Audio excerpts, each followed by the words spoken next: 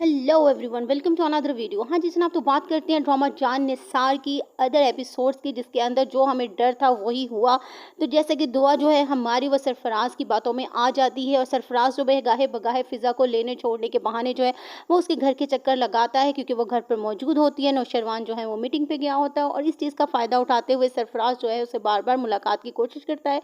और उधर से जाफ़र जो है वो सारी हकीकत जो है वो नौशरवान को बता देता है, क्योंकि नौशरवान ने उसकी रिस्पॉन्सिबिलिटी लगाई होती है कि मुझे सरफराज के अबाउट सब कुछ बताओ। तो इस तरह से जब नौशरवान को ये सब कुछ पता लगता है तो वो बहुत ही ज़्यादा परेशानी का शिकार होता है। उधर से दुआ को दिखाया जाता है कि उसके घर में बहुत ही ज़्यादा खुशी वाला माहौल होता है, सब मिलजुल कर बैठे होते हैं, चाय शाय पी रहे होते हैं, गपशप लगा रहे होते हैं।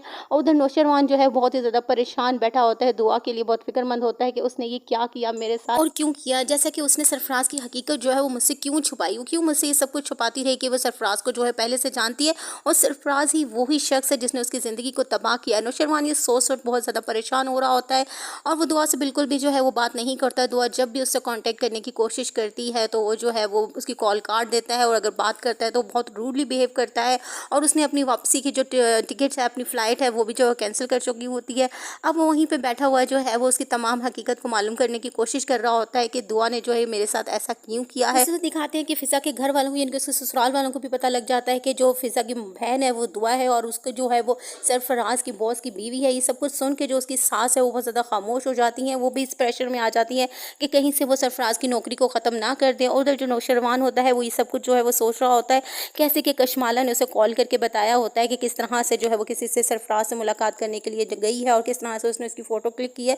तो सरफराज एट दी एंड जो है वो इस स्टोरी तक पहुँच ही जाएगा, लेकिन उससे पहले उसको जो है वो दुआ के ऊपर बहुत ही ज़्यादा परेशानी है कि क्यों मैं दुआ जो है वो मुझसे भी इस तमाम मामलात में जो है वो झूठ बोलती आ रही है। अब ऐसा होगा कि सरफराज के हाथों जो है वो पागल बनने लगी है कि सरफराज जो है इन मामलात का जो है मालूम होगा कि दुआ और नौशरवान के दरमियान में क्या मामला चल रहे हैं। इनका फ़ायदा उठाते हुए दुआ से ही बात करेगा कि मैं तुम्हारी बहन फ़िज़ा के साथ बिल्कुल ठीक रह सकता हूँ, लेकिन मेरी एक शर्त है, और ये शर्त है कि तुम जो है वो मेरी जो प्रमोशन करवा दो, मेरी सैलरी को बढ़ा। सब में जो है वो तुम्हारा भी बेनिफिट है, तुम्हारी बहन का भी और मेरा भी। हाँ जी जनाब, तो ये सब फरमाइशें जो है वो सरफराज की होती हैं। दुआ ये सुनकर खामोश हो जाती है, इससे पहले कि वो नौशरवान से इसका जिक्र करे, बट नौशरवान जो है वो पहले ही खामोश हो जाता है, क्योंकि उसको जो है सब कुछ मालूम हो जाता है, जैसे कि जाफ़र ने उसको बता दिया होता है। अब नौशरवान मालूम करने की कोशिश कर रहा होता है कि ऐसा क्या है, क्यों है।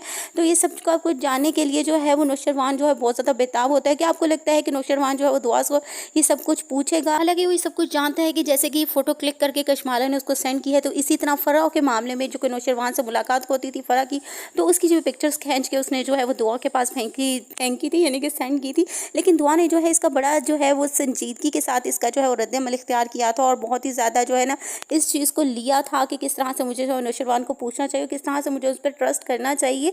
तो क्या अब नौशरवान को भी उस पर ट्रस्ट करना चाहिए, ये आप लोगों को क्या लगता है और नेक्स्ट एपिसोड में क्या होने वाला है? आखिरकार सरफराज की जो है वो शामत तो आएगी, लेकिन ज़रा घूम फिर के आएगी। हाँ जी जनाब, तो अगर आपको रिव्यूज़ यानी इमरान अस्कॉर से रिव्यूज़ अच्छे लग रहे हैं तो प्लीज़ लाइक कीजिएगा, कमेंट कीजिएगा और सब्सक्राइब करना तो मत भूलना।